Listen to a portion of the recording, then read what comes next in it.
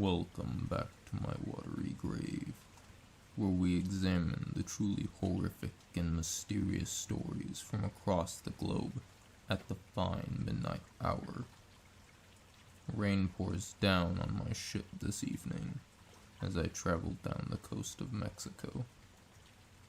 Streaks slide across the windows and fills the air with soft taps. It's peaceful, really, and it provides a good place to gather my thoughts about my most recent encounter with the paranormal. I'm glad to be surrounded by water tonight. There are places in Mexico where you're surrounded by lush green rainforests, but I was not in one of them on my visit to the country.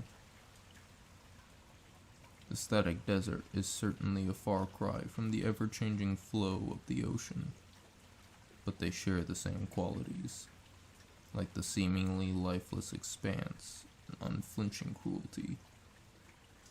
You can either stand up and fight against it to survive, or let it consume you. I'm rambling, so I'll get into tonight's story. After I left Australia, I didn't know where I wanted to go. I figured it had been long enough since I'd been to Central America, so I crossed the Pacific, meandering to my next destination.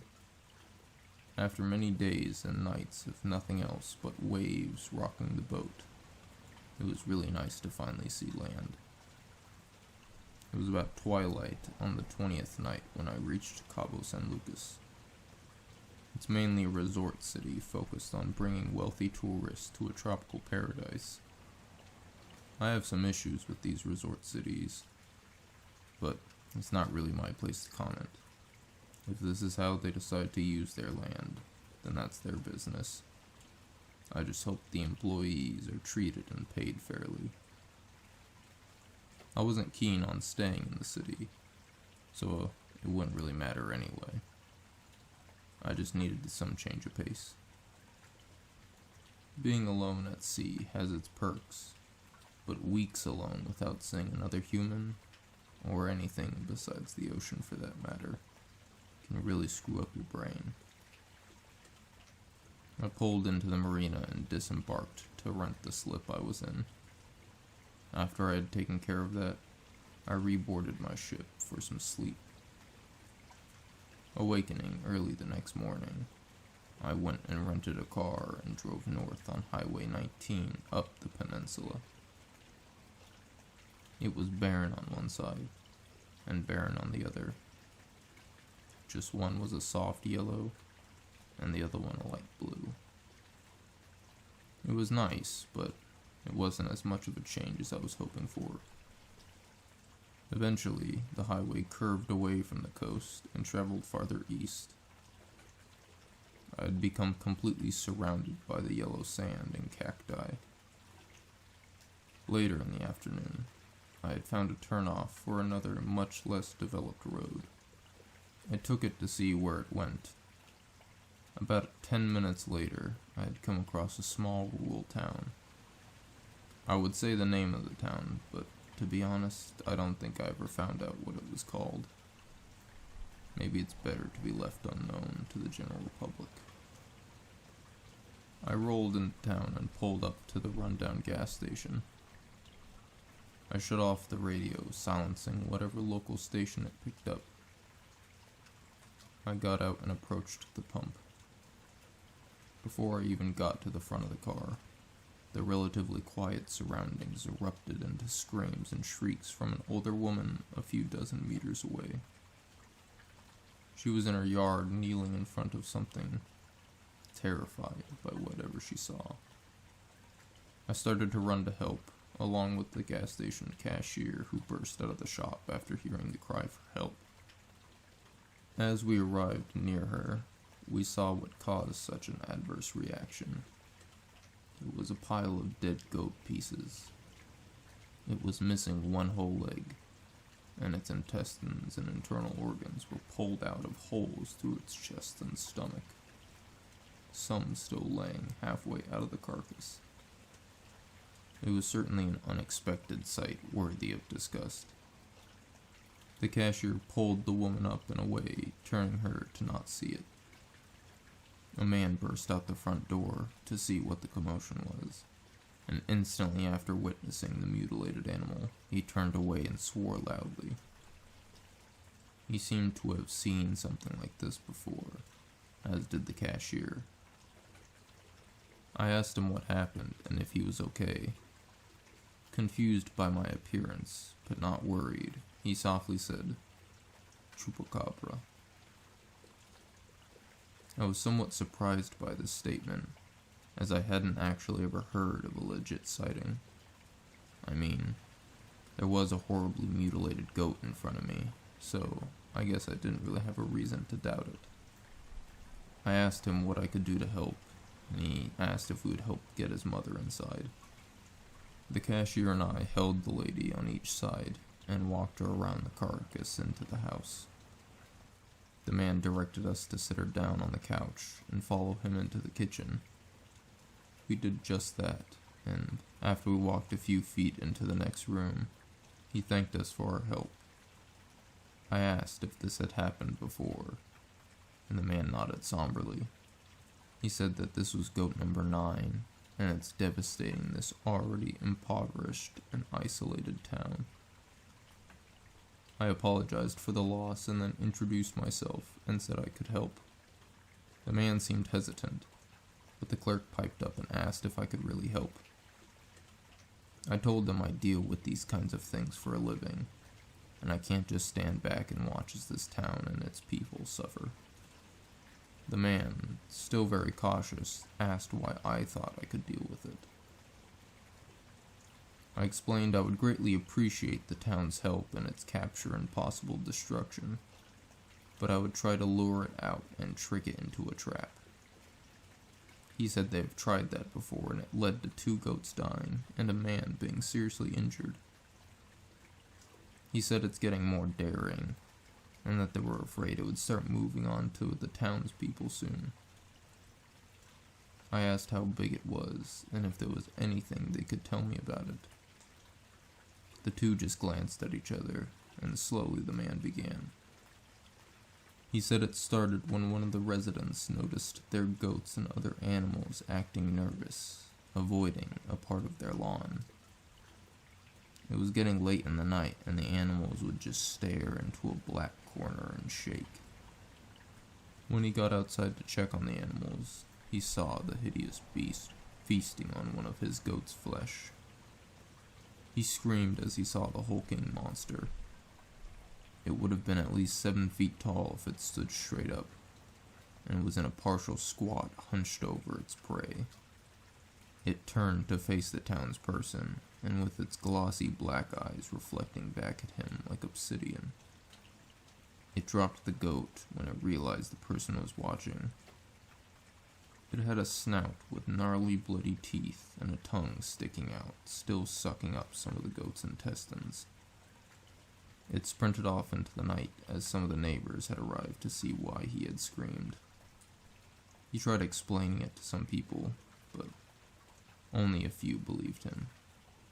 Another person suffered a similar visit, only it wasn't a goat. A woman was home alone with her dog cleaning in the kitchen when she heard her barking.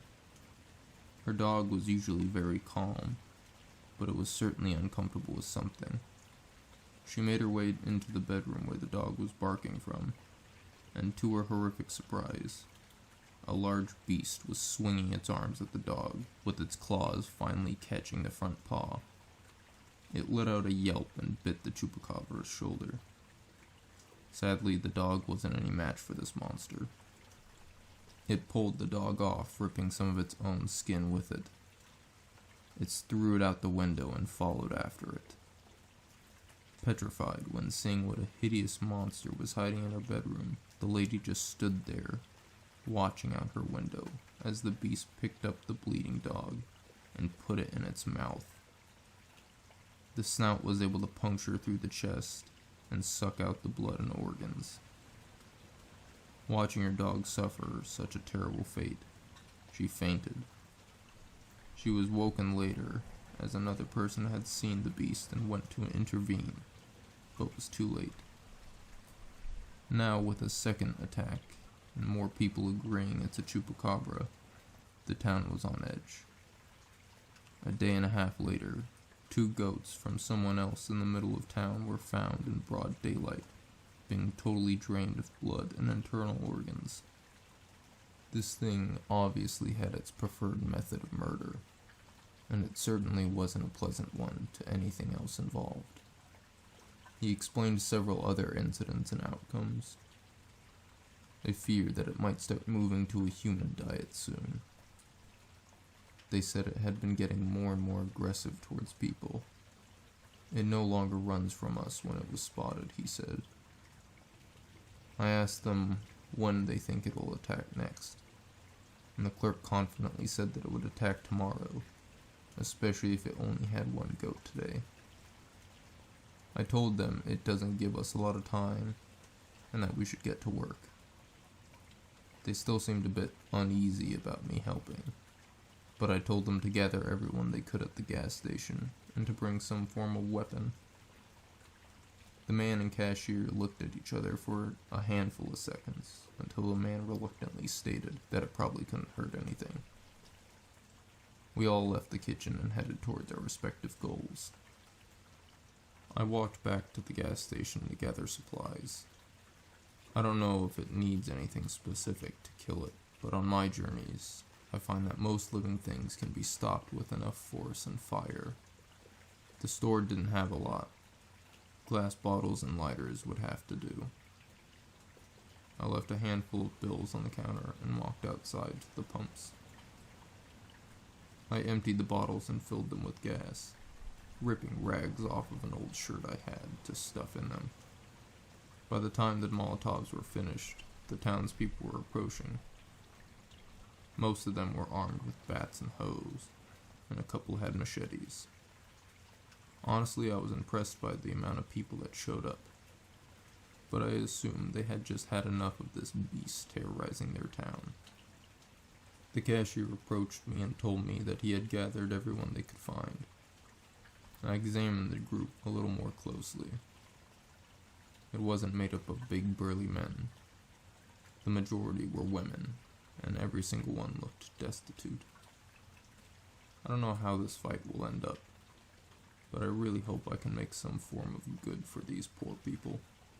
They don't deserve any more hardship. The cashier interrupted my thoughts, asking what the plan was. I explained that we're gonna hold up in the shop, where we can see out the windows and see it coming. We'll attract it with a couple of goats in the front and wait. I figured this beast wins by surprising and quickly eviscerating its targets. It's time we flipped this dynamic. He agreed it could work and went to explain it to the others. I walked with the other man I knew, who introduced himself as Jorge, to go get the bait. The sun was getting low in the sky, and I knew that means we needed to act fast while the others were getting set up. I asked Jorge what he cared about most.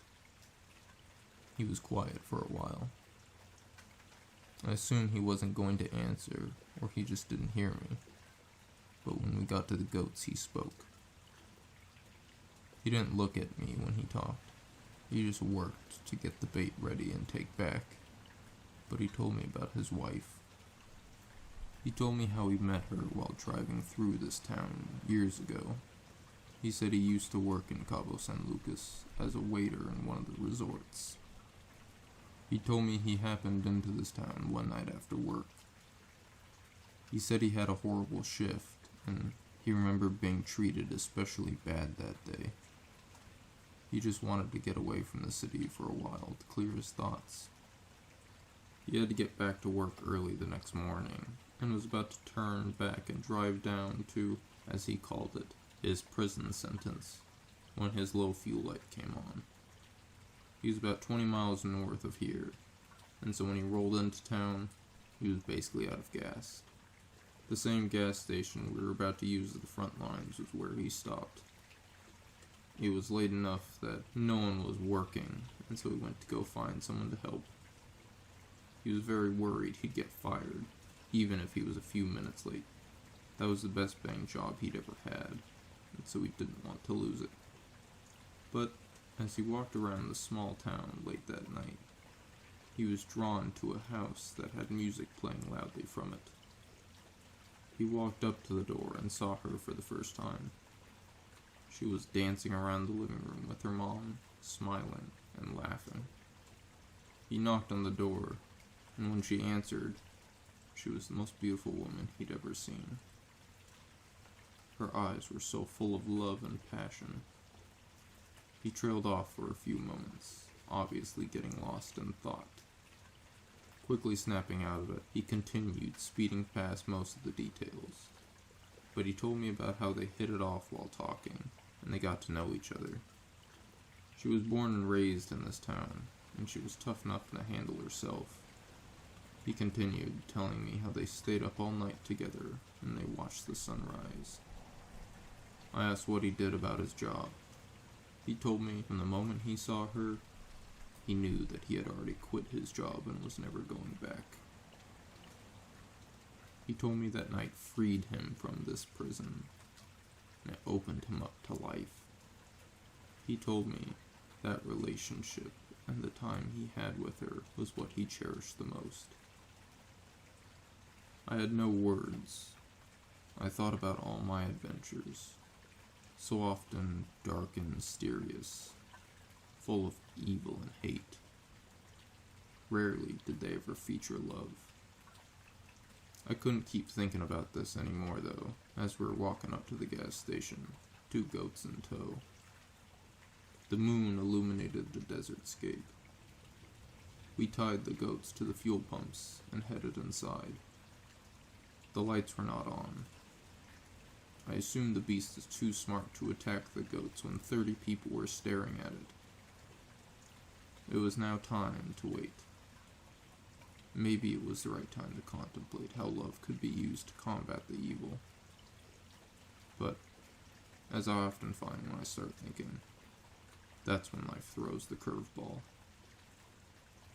The ear-piercing sound of claws on metal filled the store. I was worried that Jorge and the cashier were right, that it was moving on to bigger targets. The sound continued and got louder. The people looked worried, scanning around trying to find the source of the evil. And after 2 minutes of that horrible noise, it wasn't hidden anymore. It was coming from the far wall, reaching out for a victim, yelling for everyone to get out as quick as possible. Jorge and I rushed through, trying to keep the clawed arm from finding any of this flesh. Jorge grabbed a hoe from someone and swung down, chopping off 2 of its fingers. It let out a high-pitched screech, and we left the store to confront the beast head-on. It rounded the building's corner and came face to face with the mob, its black eyes full of fury and ready to attack, slowly approaching our group on all 4s. It leaped at Jorge, but before it could reach him, a lady with rather impressive timing brought a baseball bat down on its skull. Falling to the ground with a thud, it started to writhe around and swing its arms. It was of no use, though. The group kept their distance from the claws and took turns chopping away at it. Maybe it was the horrible noises of pain that it let out with every machete swing, or just the willingness of these people to brutalize the beast. But it didn't sit well in my stomach. I backed away from my spot, and it was quickly filled by another eager villager trying to release the beast within himself. As I stood watching the madness unfold, Jorge approached me. He asked what was wrong, and I asked him if I caused this. He questioned what I meant by that, and I told him that everywhere I go, violence seems to follow. I knew this monster was evil and was trying to harm them, but did it really help these people, leading them to extreme violence? I said that maybe this is what causes evil around the world. And he took me by the shoulder and led me away from the group. He told me that we will never know that answer. He explained that these people, their life is suffering. It's painful and hard. Life has never been easy on them, and it wasn't ever going to be. But they can rage against it. They can fight to stand up to make their lives better. He said that he believed that he was meant to come across this town that night so many years ago. He was meant to meet with his wife, and he said that I was meant to come save this town. Whether this was the best way to eliminate the beast or not, he believed I gave these people that push to stand up and save their town. Maybe he was right. I don't know if I was meant to come across this town, or whether it was just blind luck. But either way, these people were safe now, and could continue on with their lives without worrying of being mauled to death. We turned and looked at the group. They were backing away from the monster, but before we could ask why, an explosion of bright yellow illuminated the center of the circle. We walked up, and everyone stared in silence as the broken Molotov engulfed the chupacabra in flames. It didn't scream out. It didn't swing its legs. It just laid there lifeless as it burned. The smell was as repulsive as the sight of scaly flesh peeling off its bones. When the light finally died down, we all slowly dispersed. It was time for these people to go back to their lives. Maybe it was time for me to go back to mine also. I headed towards the rental car, but before I could get in, Jorge approached me.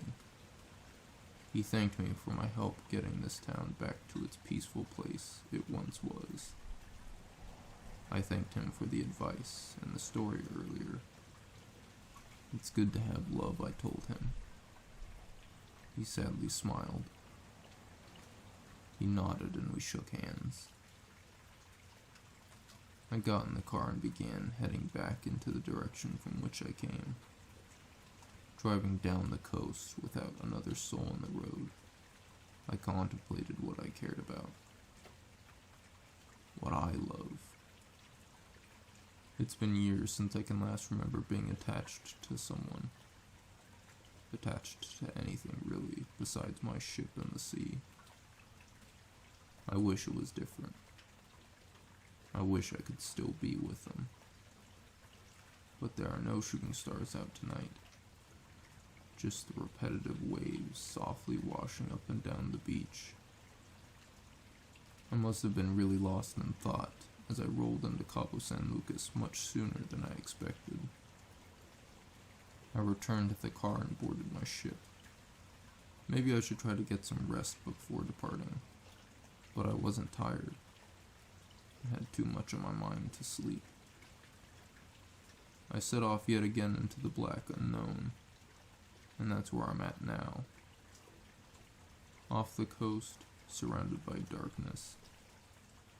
Cherish the loved ones you have. Good night, ladies and gentlemen. Stay vigilant. There are dark forces among us.